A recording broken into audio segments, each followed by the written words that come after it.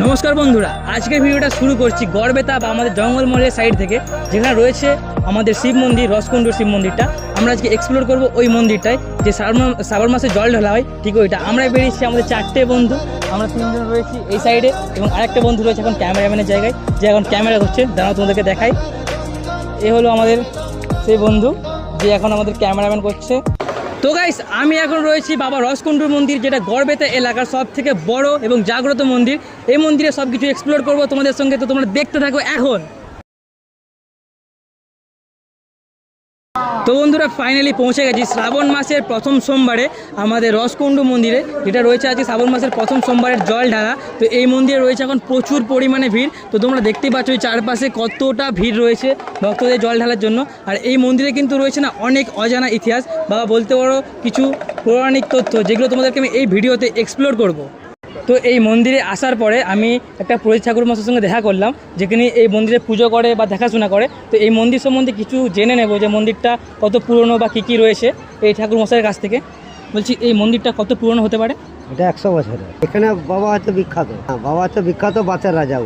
আর আমি শুনেছি এটা কি একটা প্রকৃত লিঙ্গ, যেটা মাটির তলা থেকে পাওয়া গেছিল, কি সত্য কথা? একবার মাটির তল থেকে। এই মন্দিরে কত ভিড় হতে পারে জল ঢালার সময়, শ্রাবণ মাসের সময়? ওই মোটামুটি লক্ষ্য মোটামুটি বলা যাবে না।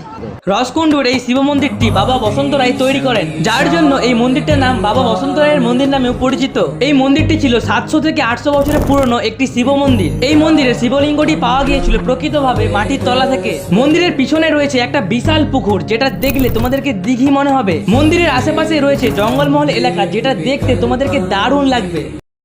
তো আমার পেছনে এখন রয়েছে একটা অশ্বত্থ গাছ। এই গাছটা হচ্ছে একটা প্রাচীন গাছ, যেটা রয়েছে ঠিক অপোজিট দিকে, কিন্তু এটা হচ্ছে একটা নতুন গাছ। মন্দিরের যে এই গাছটা রয়েছে না, আমরা তো জানো হিন্দু ধর্মে আমাদের প্রত্যেক গাছকেই ভগবান মানা হয়। তার মধ্যে বিশেষ করে যে অশ্বত্থ গাছ, বট গাছ হয়, এই দুটো আমাদের কাছে একটা বড় ভগবান। আর ঠিক এই গাছটারই সাইডে রয়েছে আমাদের এদিকে নন্দী মহারাজ, যেটা আমাদের শিবের বাহন হিসেবে আমরা জানি, বা গোমাতা আমরা বলতে পারি। এখানে যারা জল ঢেলে আসছে, জল ঢেলে আসার পরে ঠিক এই গাছের তলায় এবং এই দিকে একটা শিবলিঙ্গ বা কিছু পাথর টাইপের রয়েছে ওই জায়গাটায়, এবং আর এই দিকে যে নন্দী মহারাজ রয়েছে, এখানে সবাই এসে জল ঢালছে, প্রণাম করছে। আর আমাদের যে এই শ্রাবণ মাসে কেন সোমবারে জল ঢালা হয়, বা শ্রাবণ মাসটা কী এমন মহান রয়েছে জল ঢালার জন্য, এটা আমি আস্তে আস্তে ভিডিওর মধ্যে এক্সপ্লোর করবো। তো তোমরা পুরো ভিডিওটা দেখো, তাহলে জানতে পারবে যে কেন শ্রাবণ মাসে পুরো জলটা ঢালা হয়। তো গাইস, এটা হচ্ছে বাবা বসন্ত রায় মন্দিরের একটা ভোগ মন্দির, যেটা রয়েছে আমাদের রসকুণ্ডু মন্দিরের একদম পেছন দিকে। এই মন্দিরে কিন্তু প্রসাদ দেওয়া হয়, আর প্রসাদের লাইন কিন্তু ওই দিকে দেওয়া হয়, অপোজিট দিকে। আর মন্দিরের যেটা মেন প্রসাদ খাওয়া হয় বা পাওয়া যায়, এটা কিন্তু এখান থেকে। তো যেই টাইমে পূজা হয় বা জল ঢালা হয় না, ওই টাইমে তো ভিড় থাকে, তার জন্য ওই টাইমে প্রসাদটা এখানে দেওয়া হয় না, কারণ পর্যাপ্ত জায়গার পরিমাণ খুবই কম। তাই ওই দিকে জায়গা থাকার জন্য ওই দিকেতেই প্রসাদটা দেওয়া হয়। বন্ধুরা, রসকুণ্ডু মন্দিরে এসে আমার কাছে বেশ কিছুজন দিদিদের সাথে দেখা হয়ে গেল, যারা এখানে জল ঢালতে এসেছিলো, তাই তো? তো এখানে এসে জল ঢালতে আসছিল। তো এর নাম আগে জিজ্ঞাসা করবো আমি। দিদি, তোমার নাম কি? রাখি জানা। তোমার নাম? অনিতা দোলই। তোমার নাম? সুপর্ণা জানা। পায়েল জানা। তো তোমাদের কি এখানেই বাড়ি? না, আমাদের ঘাটালে বাড়ি। দিদিদের ঘাটালে বাড়ি, মানে আমরাও ঘাটাল থেকে এসেছি এখানে মন্দিরে জল ঢালার ভিডিও করার জন্য, আর দিদিদেরও ঘাটালেই বাড়ি। এখানে এসে দেখা হয়ে গেল। তো এখানে এসে কেমন লাগছে তোমাদেরকে? অনেক ভালো। তো মন্দিরে এর আগে কতবার এসেছো এখানে? আমি প্রথমবার এসেছি, এরা অনেকবার, 4বার।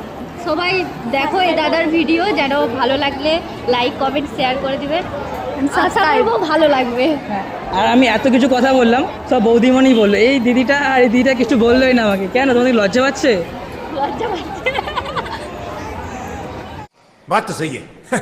তো তোমরা যদি এই মন্দিরে এসে কোনো কিছু আনতে বা কিনে আনতে ভুলে যাও, তাহলে এই মন্দিরের নিজস্ব ভাণ্ডার রয়েছে, ওখান থেকে সংগ্রহ করতে পারো। আর এখানে সমস্ত জিনিসের দাম হয়তো একটু বেশি হবে, কারণ মন্দিরের নিজস্ব ভাণ্ডার, তাই এখানে আশেপাশের দোকান থেকে কিছুটা দাম বেশি হবে। কিন্তু তোমাদের কাছে এটা একটা সুবিধা রয়েছে, যে কিছু জিনিস রয়ে গেলে বাড়িতে, তোমরা এখান থেকে সেটা সংগ্রহ করতে পারবে। তো এটাই হলো আমাদের বাবা বসন্ত রায় মন্দির বা রসকুণ্ডু শিব মন্দিরের শিব পুকুরটি। এই পুকুরটা এতটাই বড়, একটা দিঘির সমানে, মানে তোমরা দেখতেই পাচ্ছ যে পুকুরটা কত বড় হয়। তোমাদেরকে আমি ড্রোন শটে দেখাবো যে এই পুকুরটা আসলে কত বড় এই মন্দিরের চারিদিকের তুলনায়। আর এই পুকুরটা রয়েছে একদম মন্দিরের অপোজিট সাইডে, মানে পেছন দিকে।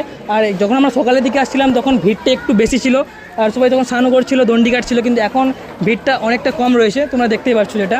আর এখন দণ্ডি কাটা হয়তো কমপ্লিট হয়ে গেছে, এরপরের যে রাত রয়েছে না, রাতে আরও বেশি ভিড় হয়, কিন্তু আমাদের ঘর এখান থেকে বেশ কিছুটা দূরে থাকার জন্য ওটা তোমাদেরকে দেখাতে পারবো না, কারণ রাতে বাড়ি ফিরে এখান থেকে মুশকিল হবে। তবে এখানে তোমাদের যে ক্লিপগুলো দেখাবো বা যে শর্টগুলো দেখাবো, তোমরা দেখতে পারবে যে কী পরিমাণে ভিড় হয়েছিল আর মানুষদের এখানে ক্রেজ কতটা শ্রাবণ মাসের প্রথম সোমবারে জল ঢালার জন্য।